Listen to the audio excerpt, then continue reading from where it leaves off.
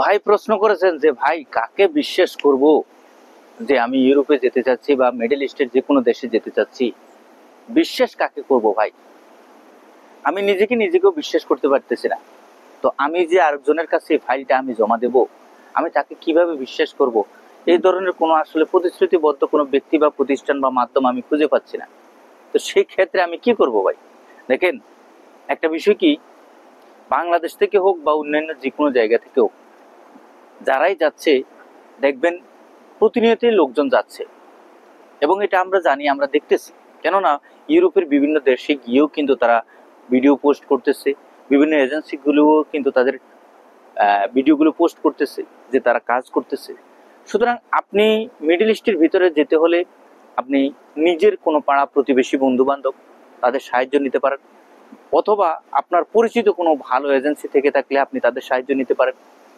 তাছাড়াও যদি সরকারি সংস্থা বয়োসেলের মাধ্যমে Bangladesh employment and services limited, এই সংস্থাটির কাছে গেলেও অনেক ধরনের সাহায্য পেতে পারেন। আপনাকে একটু কষ্ট স্বীকার করতে হবে।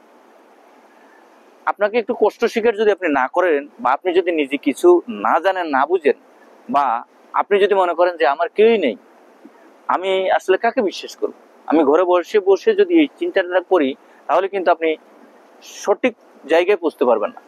প্রবাস যাত্রায় আমরা যারাই প্রবাসী হিসেবে আছি, আমরা এখানে এসে কেউ কিন্তু যে সুখে দিন যাপন করতেছি তা কিন্তু না।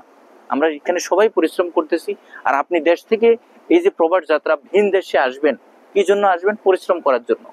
আর এই পরিশ্রমটাকে কেন্দ্র করে আপনি এই দেশে মানে প্রবাসী হিসাবে আসার ক্ষেত্রে আপনার কঠোর পরিশ্রম বাংলাদেশ থেকেও আপনার শুরু করতে হবে, যে আমি যে সঠিক মাধ্যম অনুযায়ী যাব, সেখানে গেলে আমাকে সঠিক জায়গাটা নির্বাচন করতে হবে, এবং কোন দেশে যাব, কোথায় গেলে আমার সঠিক জায়গাটা আমি খুঁজে পাবো, সেটা আপনাকে বাংলাদেশ থেকে ধীরস্থির ভাবে, হুলস্থুল করা যাবে না, ধীরস্থির ভাবে 2, 4, 5, 6 মাস আপনি এই সমস্ত বিষয়ের উপর ঘাটাঘাটি করেন, যেখানে যেতে চাচ্ছেন, ভালো একটি মাধ্যম অনুযায়ী নিজে সফলতার যেন আপনি হাতে পান, সে তার উপর ভিত্তি করে আপনি তার কাছে পরামর্শ করে আপনি ফাইলটা জমা দেন।